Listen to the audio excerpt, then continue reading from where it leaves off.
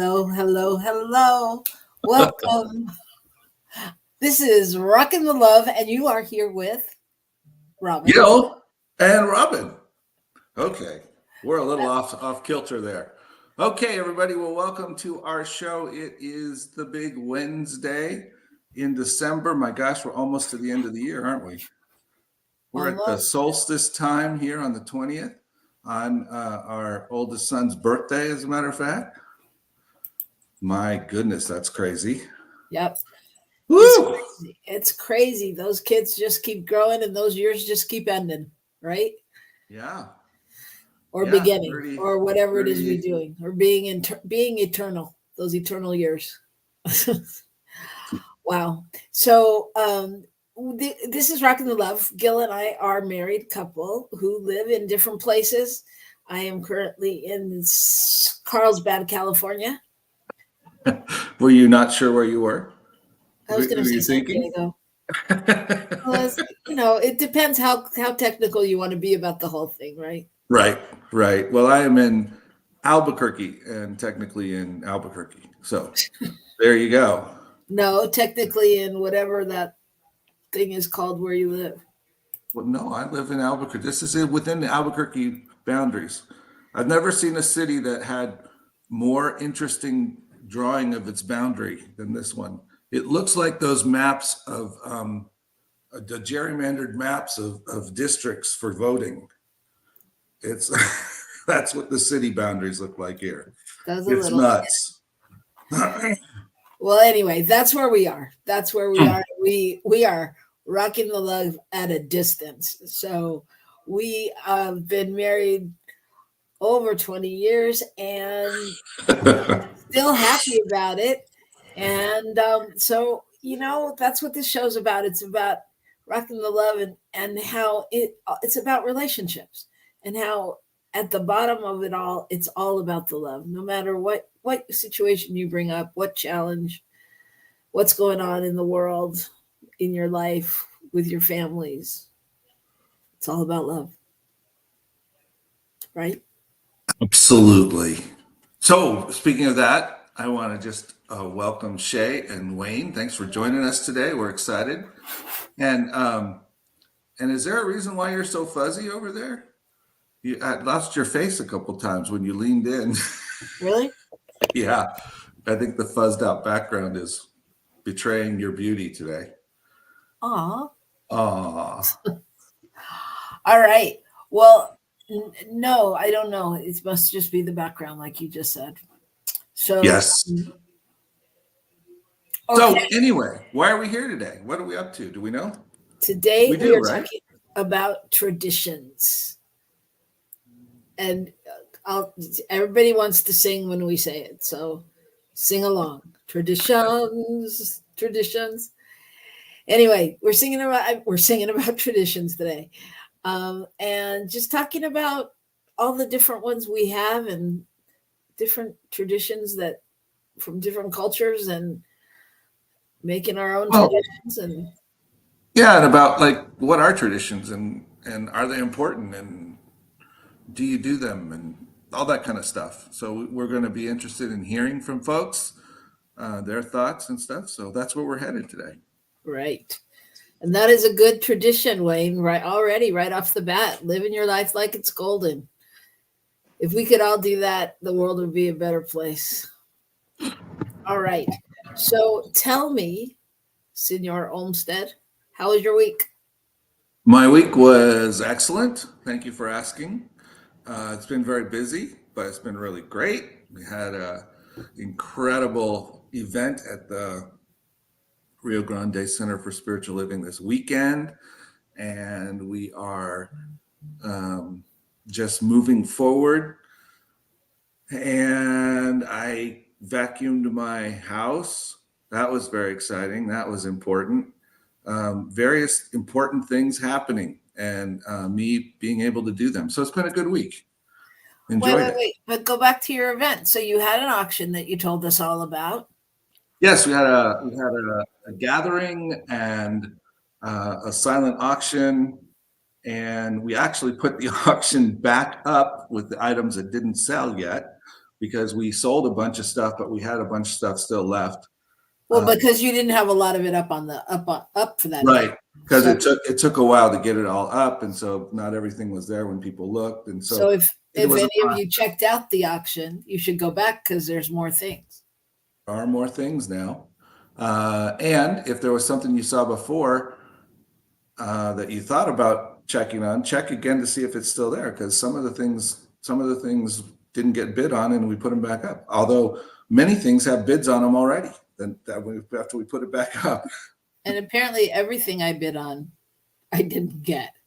Yeah, well, everything you bid on, people, that's because they were excited to challenge you to get it. Well, and that's because it ended 10 minutes early. That's what it is. I was in my professional bidder mode, sitting at a birthday party with my phone in my hand, waiting for that 8:59 to zoom in and get my bid in. And they turned the auction off at 10 till. The tragedies, the pitfalls of first time out doing something, and we ran into a few of those, but that's okay. It's all good. So tell us how we can bid. How can we go there? I will pull up the link again and put it in at the next break. But it's on GiveButter. It's the same platform we use to give to New Thought Media Network, which is perfect. You can donate to your holiday giving in one shot. It's like one-stop shopping. That's right.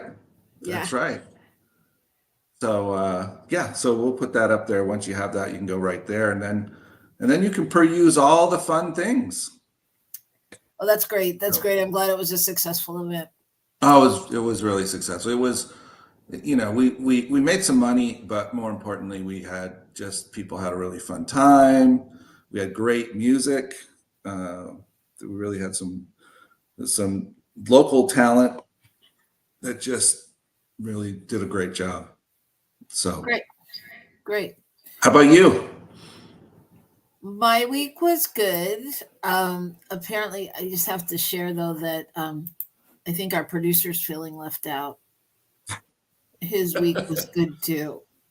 Well, that's good to know, Michael. Michael Mangus, our producer extraordinaire, who no doubt, I probably shouldn't say this in front of him. Close your ears, Michael. I know he's going to win Producer of the Year award. I know it because that's what he's all about. But anyway, you're welcome to join in anytime. You could just pop yourself right in and answer. We'll always include you in our conversations because, you've got a past like that. My week was good. I was in Oakland. So I was finishing up my week in Oakland. I did bring my award to show you all. Wow. Oh, there, almost in focus. There it is. Oh, wow. Look at that. Sorry. Did you get an Oscar? Yeah. All right. I told you that. I told you it. I got the Everybody's Best Friend award. Okay. I told you Very that. Nice. And I told you in my category, I was nominated with Taylor Swift, Oprah Winfrey, Michelle Obama, and one other person. I really should see who that person was because I can never remember. Anyway, yeah. So and you won. And I won. That's great. So that was great. I just finished up the week with friends. That was great. I think it was really a week where I spent a lot of time thinking and being, because it was weird to be somewhere where you've lived for 12 years, 13 years and not live there. Cause it's like, I couldn't do the same things. I mean, you know what I mean? It wasn't home. Mm-hmm. And so it was a lot of time just being and thinking about next steps and my friends and all that stuff. And it was a nice way to kick off the holidays. It was super festive, lots of parties and birthday parties and holiday parties and a memorial in there as well. And, just a lot of celebration and a lot of I don't know, just awareness of how lucky and I am, you know. That's And great. that's the thing with the everybody's best friend award is that, they're all the best friends. Yeah, and our producer, I'm sure you all know that here at New Thought Media, we take care of all of our employees. And so his salary will actually double. And because I know, have award winning shows, so will ours. So there you go. We are prosperous and abundant, and just knowing that the new year is bringing in all kinds of payment for all kinds of things. And we thank you for supporting that vision and donating and being here with us with your love and all that good stuff. So, before we go to a break, it's time for the good news. Woohoo! This Okay. is our time to celebrate what's going on good in the world. So much good stuff. What? Okay. Yeah, Do I get to share? you Because do. I've got something. Okay. I found an official scientific study which has determined that primates have a longer memory than I do. There- Well, I could have told you that. I know, and I thought, why did they spend all this money? Um, but they did an experiment with some gorillas and chimpanzees, and they found very clearly that they were able to recognize and had emotional responses to um, other individuals they hadn't seen in a while. And in the experiment, they used uh, some that were as long as 26 years ago. So there was as much as a 26-year gap, and they still recognized the other individual. And they responded differently based on whether or not they'd had positive interactions with that individual or negative interactions. The positive ones, of course, they paid more attention to. The other ones, not so much.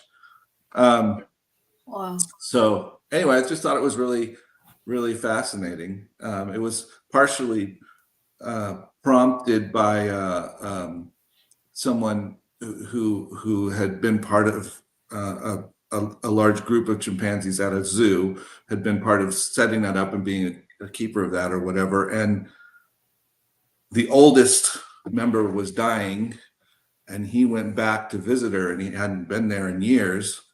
And she like responded so positively, and it really made him think about the whole thing. And that's kind of where it started. So anyway, so it was interesting that, we think we're so unique, and maybe we're not. And also, all of this stuff is growing within all of nature, all of life, you know. Yeah. So that's my good news. What's That's yours? that's a good thing. But I just want to comment on that it's interesting because yes, we do think we're so unique, and yet we spout that we're all one. But then we're always amazed by these stories of like the fish that comes and meets the guy that's the diving every year, and that the monkeys that know, all of that. And Right. so it's great. It's great, great, great to have those examples of oneness always being shown to us and reflected back. And before I go to my good news, I'll just welcome Mirna Lopez Trevithick.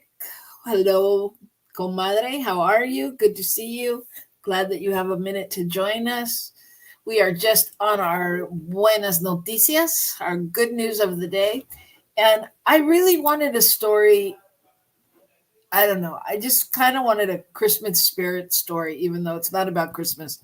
It's to me what the spirit of Christmas is. And the story is about um, a woman who was in a lawsuit uh, for $250,000 for selling. Her favorite country music star is Luke Combs, and he's a big fan, and she was selling like mugs and tumblers and things like that on one of the on outlets. eBay or something, right? Yeah, Yeah. With and his picture on him, right?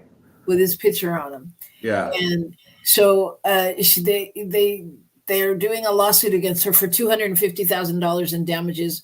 The singer Luke Combs, who has a company that's hired to do his, looking out and making sure he's not being taken advantage of. So they identified her as selling tumblers and T-shirts with his likeness on them on Amazon, and so.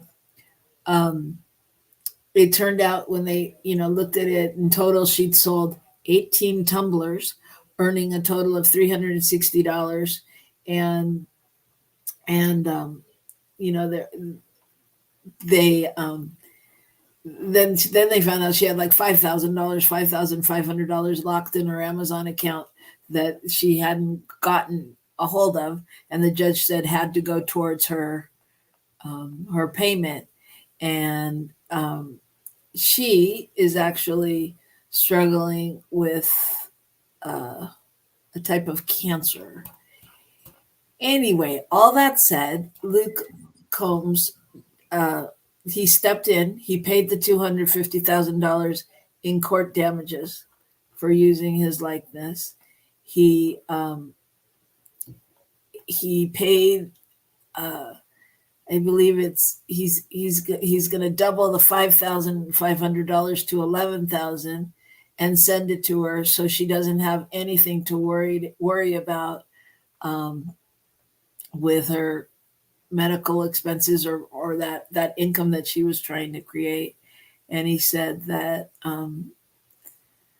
he just didn't. She was never meant to be involved in anything like that, and he decided to license his own official tumbler to sell in his online store, with all the proceeds going towards her fund to her medical bills. And he invited her to a show so he can give her a hug and say he's sorry and his condolences. And just said, that's my fans are what my career is about, and what, they make my life. So Well, I read a little piece on that, and he found out about it because he saw it on TV or something, and he was like, "What?" He had no idea because they had automatically gone and filed this lawsuit without his knowledge, and in the place where this woman lived, she'd never been notified because they notified by email, which she didn't see, and that's legal in that particular state. And then it went to trial, and of course she wasn't there, and so they granted the $250,000 judgment against her. Yeah, it was very, and of course Luke Combs is like, wait, that's, yeah, I get it. We need to keep track of these things, but that's not what we're doing here. That's not the point. Those aren't the people. Yeah, those aren't the big culprits. Wow. Yeah. Wow, that's amazing. That's amazing. So I think that's just so beautiful, to see people step up like that and stand up for what they believe. Yeah, and to acknowledge, what, this wasn't right, and it happened through me, even though it wasn't necessarily my thing directly, but I'm going to fix it. So, Yep.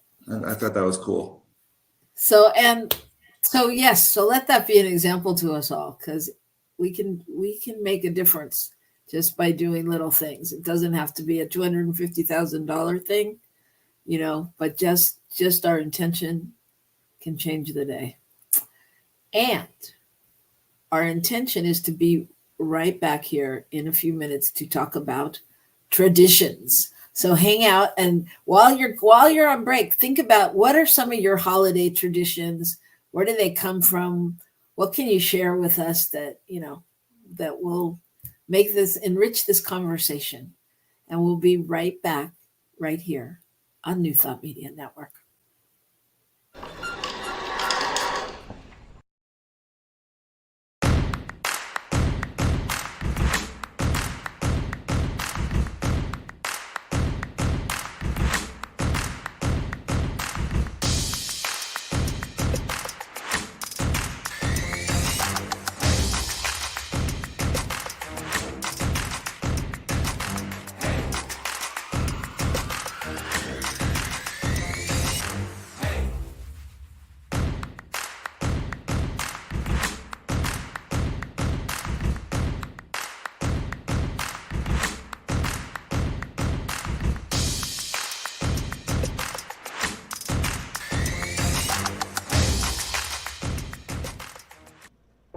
Please help us say thank you to our organizational sponsors, including the Hepperlin Foundation, Affiliated New Thought Network, International New Thought Alliance, Science of Mind Archives and Library Foundation, Center for Spiritual Living Denver, Center for Spiritual Living Midtown, New Thought Philadelphia, Planned Happiness Institute, Summit Center for Spiritual Living, One Heart Retreats, Center for Spiritual Living on the Lake, Unity Spiritual Center, Kitchener, Om Center for Spiritual Living, La Mesa, Satya Center, Center for Spiritual Living, North Jersey, Unity of Savannah, and Center for Spiritual Living, Seattle, as well as all of our individual donors.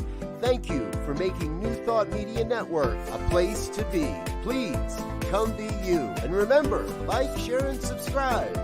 New Thought Media Network, positively inspiring.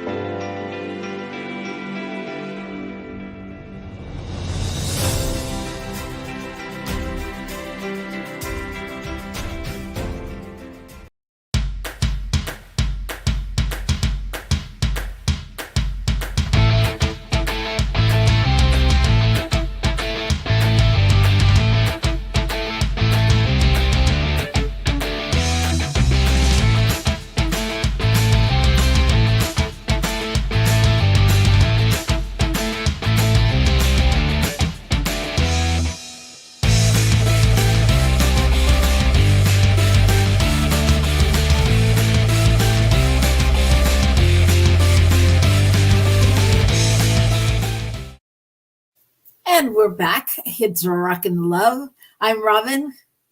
Gil, and we're excited to be here with you today, doing our thing. We talk about relationships and the fact that everything is one, and you can't get away from them even if you try. Isn't that what we do? Okay. That's what we do. That's what we do, and we're happy to do it. So today we're going to talk about traditions. What is a tradition? What do they give us? What if we could unlock the secrets of our past and gain invaluable insights into our present through these time-honored rituals and customs and traditions that we create and that we've been handed down with, right? Mm-hmm. All right. Mm-hmm. What do you think? What is a tradition? A tradition is something that is done, in my opinion. Well, in my opinion, it's sort of a sporadic thing, but it's done over and over again. It's repeated somehow. It's some kind of gathering event or ceremony that's repeated over time. Yeah, I think I think traditions are complex sometimes, and I think they're multifaceted, like the concepts, and that they really bring together. Or it's really about giving forth, transmitting different customs and beliefs and practices, and all that kind of thing. It can be either new or passed down through generations. I think it becomes cultural and family and social, all those things.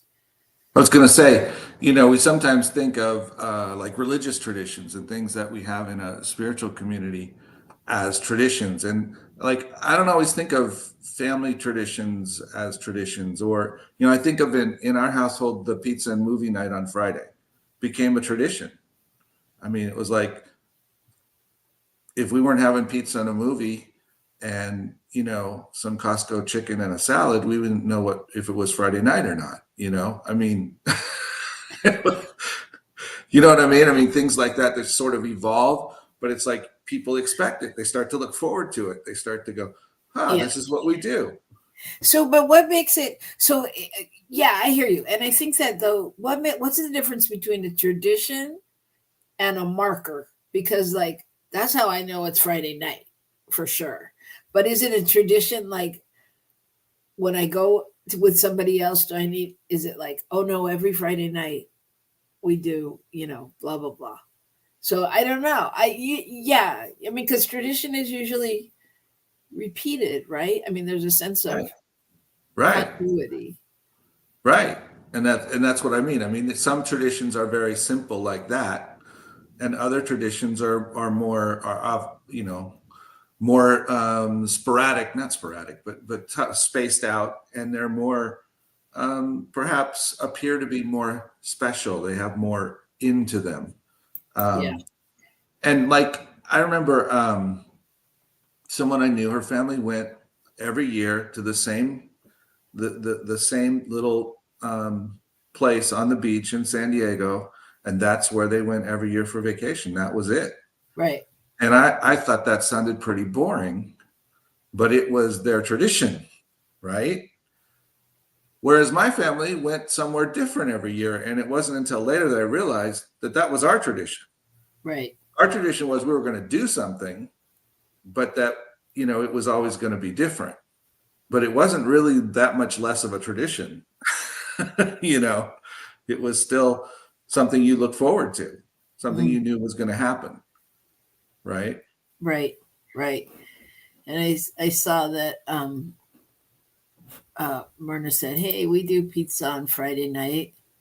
See, I mean, and I think a lot of people do. If you notice the lines at Costco, that's for sure on Friday night. You could tell everybody's got their pizza and a movie night. And I think that's so fun. But Seymour and I told you we need to live closer together. Anyway, yeah, you know what I mean? I think on some ways it also became a parenting tip that Friday night, if you had pizza and a movie, you could relax and, separate from the kids for a minute and let down from your week, right?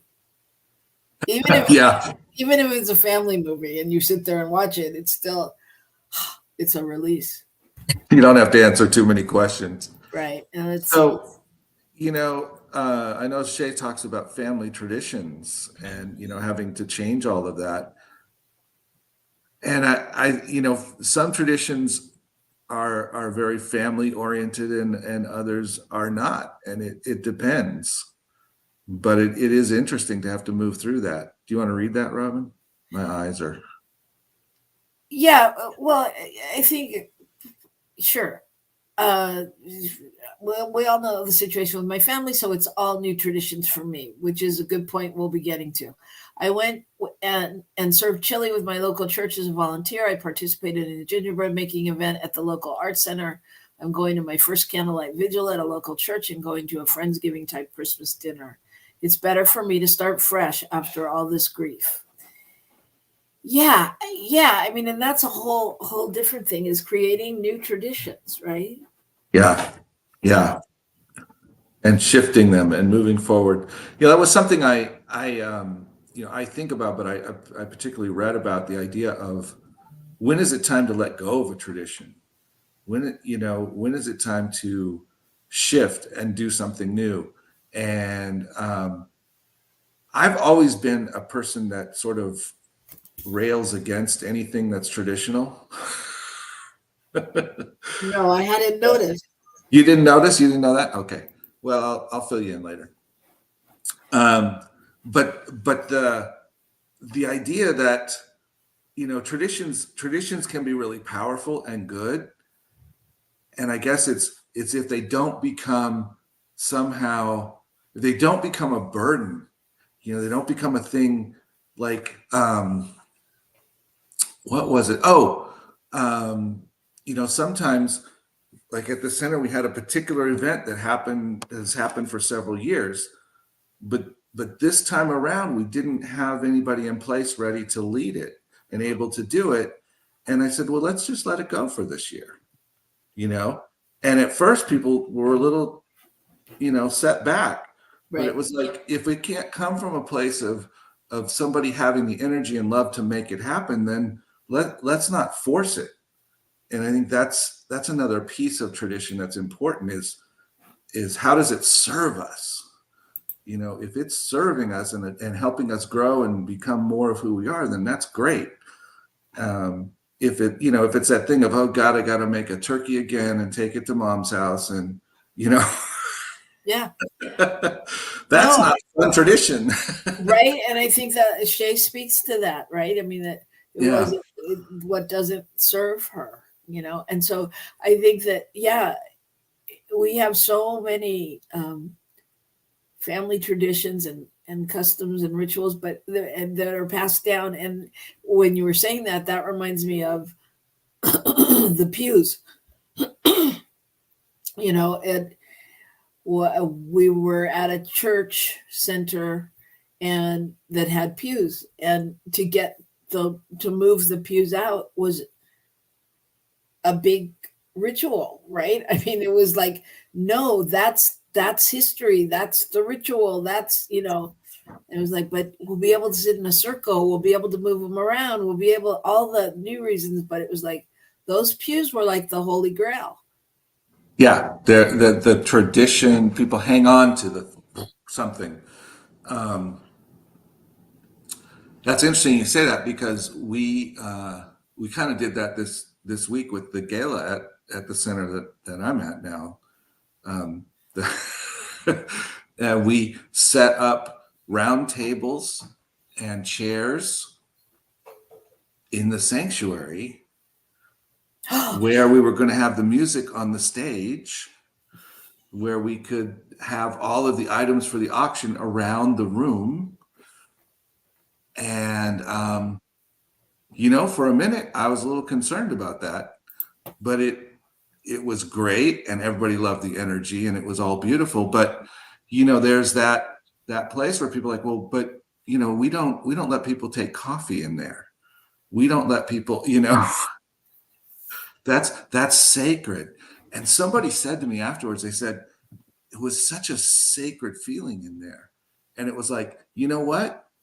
That's great that we can hold sacred space that includes having a really fun, good time. So again, moving away from the idea of a tradition that stops us from being who we are to the tradition that supports us in growing, I think. Well, and I think also in that is the creating new traditions piece. I mean, I think that's how that gets blended into that, right? That's true. Like, we tried something different.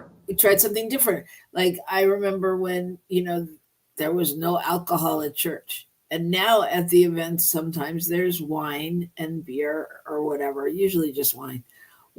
But, it's like morphing into a different thing. Did you have bar at your We didn't. event? We didn't. No, that hasn't been broached yet where we are. Yeah. Just wine. But it's okay. It doesn't Start with wine. Start with wine. When we get Myrna there, we'll work on like a margarita event. There you go. Then we'll celebrate something, 16 de septiembre or Cinco de Mayo. Margaritas on Saturday, Sunday, Monday. Tradition. That's my girl. So that just speaks to creating new traditions too, because as that comes down, people, now people are going to go, oh no, wait, remember when we had tables in here? We could do blah, blah, blah. Because now they've opened their eyes to what's possible, to something different. Right. So so I guess, so to me, in thinking about traditions are great for anchoring. But if they literally become the anchor that drags us to the bottom of the ocean and holds us there, then it's a different thing. It's not doing what we want it to do. But when you say that, that's actually like the key to life, right? I mean, we can all get stuck and have one thing that holds us there. Right. Right. But Right. can't we be open to the evolving vision or newness or whatever's possible instead of being like, no, no, no, this is the way you do it. This is the way you've always done it. This is the way. This is the way. Yeah. So, I mean, I would love to hear folks that have some traditions that they do, or traditions that they have pushed the boundaries on and able to expand because they did that.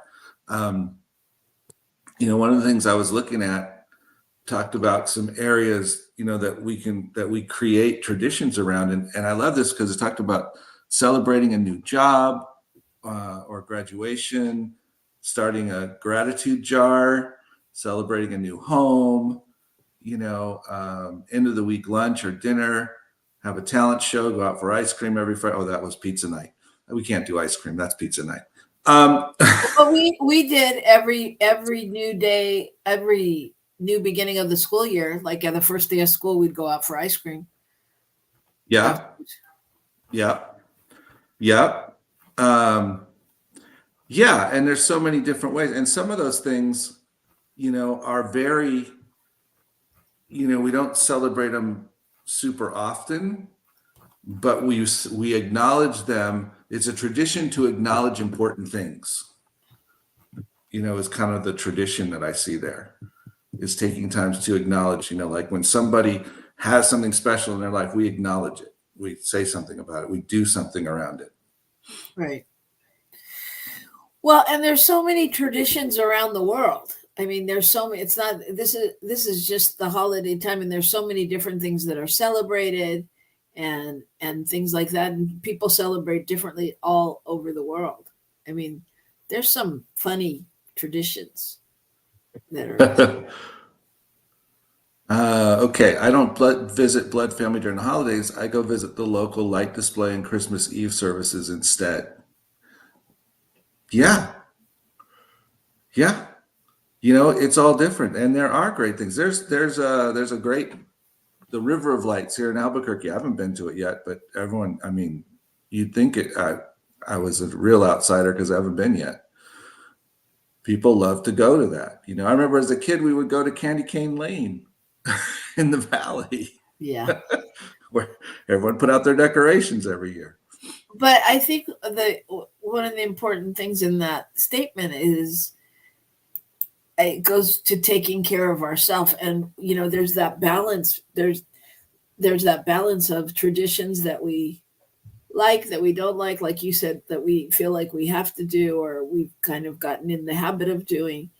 And so finding that balance and knowing that, okay, this isn't the time I want to spend with my family right now, if that's the case, or with, whoever is your appointed people to be with, and going, that doesn't serve me. I'd rather, take on another tradition. I'd rather, like for Ashay said, have a Friendsgiving kind of, Christmas Day thing, or, just finding new ways and new ways of being.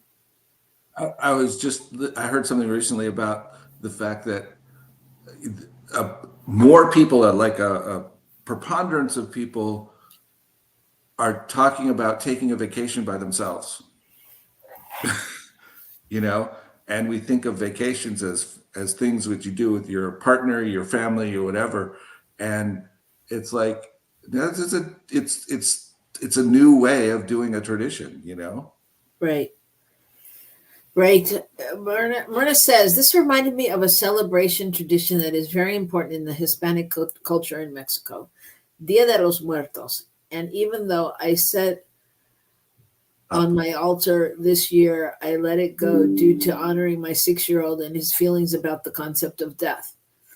The tradition I followed in spirit and honored my beloveds that are gone, and not having the altar didn't stop the spiritual tradition in remembrance. Yes. Yeah, that's beautiful, Myrna. So, and adapting. Yeah. With not letting the tradition or the form of the tradition, the way it always works, take over the point of the tradition. The point of a tradition is to create a connection point for people and a connection point to ourselves. And if it creates distance somehow, then we need to rethink how it's working, right? I mean, that's what I think. Yeah, and there's those traditions like that, that maybe you celebrate it differently, or that the movie Coco showed, to make it more honoring and festive and able to connect with our ancestors that have gone. I mean, there's different ways to do it, but it reminds me also too, I was thinking about when she was saying this, and when this topic came up, the like false traditions, like weird traditions. I mean, there's so many weird traditions when you look at them around the world, but I was thinking about, are you the one that told me that pot roast story? Yeah. Yeah. So Yeah. Can you tell that story in a short version? Yeah, the pot roast or the ham. So, the teenagers in the kitchen, and mom's pulling out the pot roast, and she's cutting off the ends of it. And the kids are, why are you doing that? And she said, well, that's how mom always did it. That's how you do it. And mom's in the other room and overhears this and comes in and says, that's because I didn't have a pan that was big enough. So I had to cut the ends off to let it fit in the pan. So, we interpret this activity as important when it was just a functional matter, right? Yeah, so things become traditions because that recipe gets handed down. You cut the ends off and blah, blah, blah, Right. And it really had nothing to do with the quality of the meal or anything else. It's just, well, that's how it worked. Yeah. So Shay says it's so important for me to normalize doing things by myself. I've had to let go of society's expectations of what we should be doing on any given holiday. I think that's hugely true, Shay, all the time, of whether it's doing it by yourself or doing it with other people. It's if we get caught in what, quote, society's expectation is, then it's no longer a tradition that's serving us to connect. And I would like to point out for the record that Gil seems to be able to read just fine when the words say, yes, Gil. Well, yeah, that's different. All of a sudden, he can read what's in the box. Well, I will point out that at the time that showed up, I had my glasses on, versus when the other one showed up. So I just want to share, it's a couple of the weird traditions. So there's a lot of Christmas traditions all around the world, and there's so many things that we never hear about, and so many people that celebrate Christmas, even if it's not their religion. It's become more and more popular to just celebrate everything. But I think this was one of my favorites, that in Japan, even though Christmas isn't a national holiday, a percentage of the population does celebrate it and are Christians. And rather than gathering around the table for turkey or ham or whatever, the tradition is to head out to the local Kentucky Fried Chicken. And the tradition began in 1974 after a really successful marketing campaign that was Kentucky for Christmas. And so the fast food chain has been able to maintain that for all these years, including that people order their boxes of chicken months in advance or stand in line for 2 hours to get their finger licking good food. Isn't that crazy?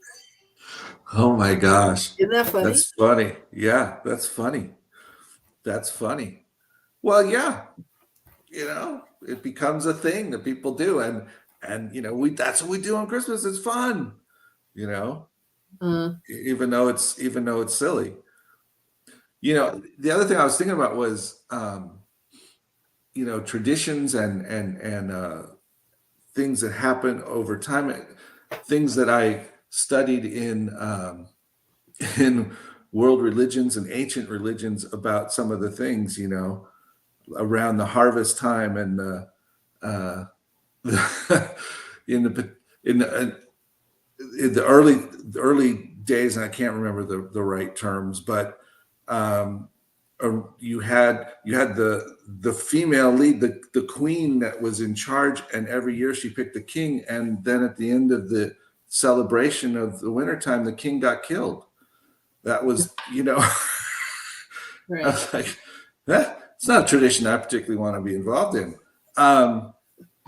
But it had to do with all this symbolic, religious, and understanding how the world works and all this stuff. And so these kinds of things have been happening for forever, if you will. And even my good news story points out that this idea of having long-term memory and connecting things has been developing through millions and eons of years. Yeah. And so I'm sure there's some guerrilla traditions that we're not aware of. Oh, there's many. If you Google, there's a lot of weird traditions. And Michael brings up, what about Chinese food for Christmas? Yeah. I mean, that's become a thing, right? If you're not having turkey that night, you find the Chinese restaurant. Okay, well, having my background as a one-time Denny's manager, I remember the humor in the Santa Claus when Tim Allen takes his kid to Denny's on Christmas Eve or whatever it was, and then all the other dads sitting in there with their kids. But that idea that it was like, well, what do you do? Well, I guess this is where you go. That's it, Well, around food too, there's a lot of traditions. I know one in Finland on Christmas morning, they eat a bowl of porridge with, like rice and milk topped with butter and cinnamon and all that good stuff.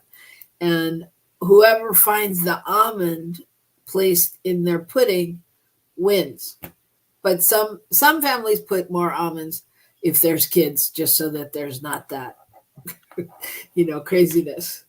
And in Mexico too, we do there's like a loaf of bread made that has the baby Jesus inside. If you get that, you win. I mean, so there's all those hidden. I thought if you got the baby Jesus, you got a trip to the dentist after that. That was only if you bite down. But I gotta say, in Finland, what I like in the tradition is that they end the day. It's customary to end up in a nice sauna or jacuzzi type thing. I was like, oh, okay. I mean, I guess their weather really warrants it, but still, I like that tradition. There are some traditions we should adopt from other places and other people and other cultures. And I think, actually, when I say that, I think that's really true. We should really be open to what great ideas there are. Is that the name of it? Yeah. Yeah. Yes. So there are so many, but really that I think, embodying what we started to talk about of creating your own traditions and really honoring yourself and being true to yourself, and true to your traditions. I mean, your convictions, like Shay said, so even just getting comfortable with spending time with yourself, it's the same thing, getting to know really what makes you happy and what is your celebration, because we are in fact celebrating the life of the divine ones, right? Oh yeah, whoever gets the baby makes the tamales. Oh, that's right. Thank you. You're bringing it all back to me now. That's right. But the thing I like about those kind of things too, though, is it's fun and it's more reason for connection. You know what I mean? My people know how to party. But for real, I mean, like they keep making the reasons why they're to get together, and create family. Uh-huh. Well, that one, these ones of hiding things make me think of the Jewish tradition of hiding the matzah at Passover that the kids have to go find. Right.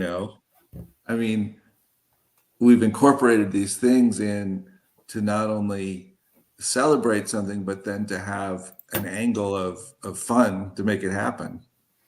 Yeah, and Shay says that it was no fun one Christmas Eve when she landed with her dad and they went for Chinese food.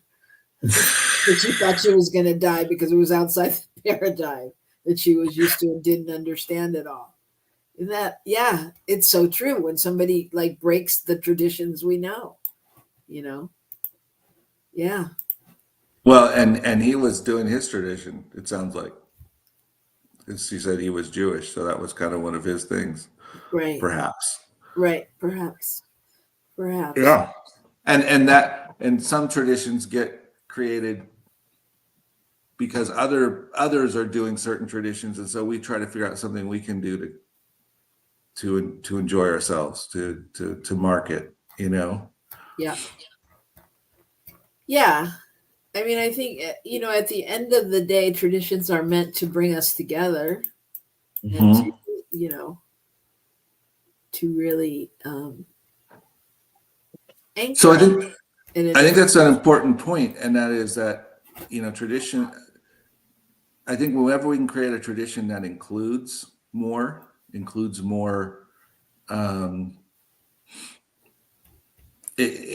you have a tradition that's for a community, at least for a family or something, any way you can create it so it more includes each and every one that's a part of it, the better it is, because otherwise then that tradition becomes something that people resent and don't want to be a part of, and it's sad and it's all those things.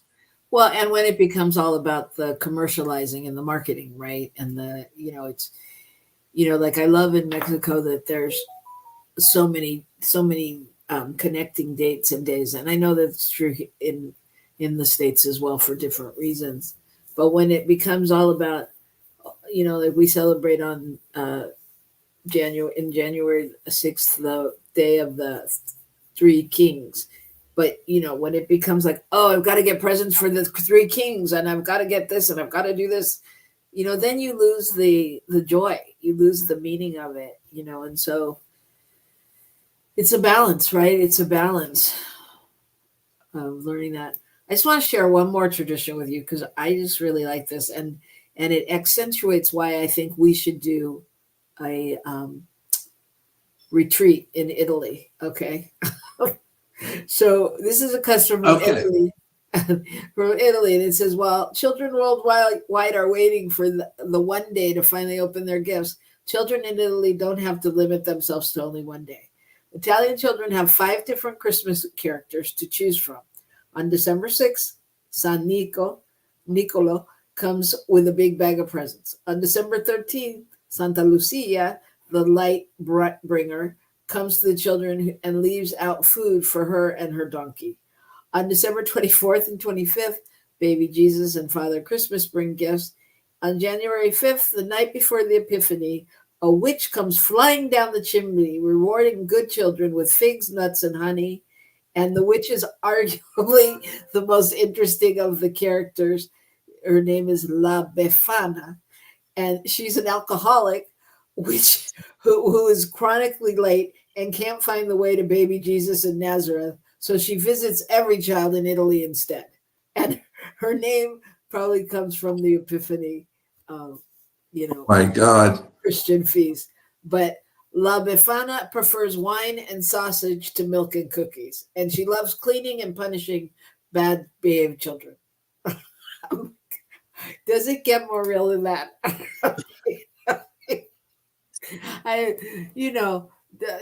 Viva. all I could think of is like the ant on Bewitched, Yeah.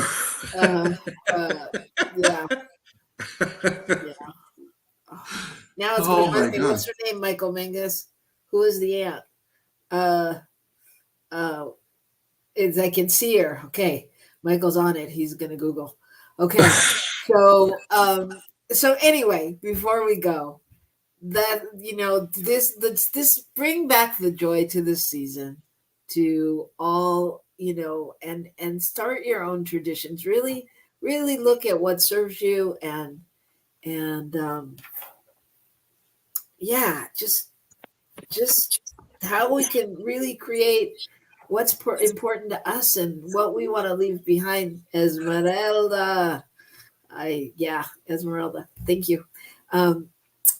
What you want, what you want to leave behind, what the holidays mean to you, and what your traditions are. And I would say, why Indora? See, I think she's right. I think Shay's right. I think it's Indora's who I'm thinking of. Indora is the grandmother. Is that the grandmother? Mother. What? Yeah.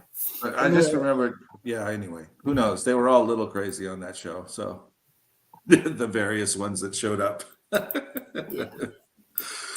Well, I just encourage us all to embrace those traditions that serve us and bring our people together and bring ourselves back to ourselves.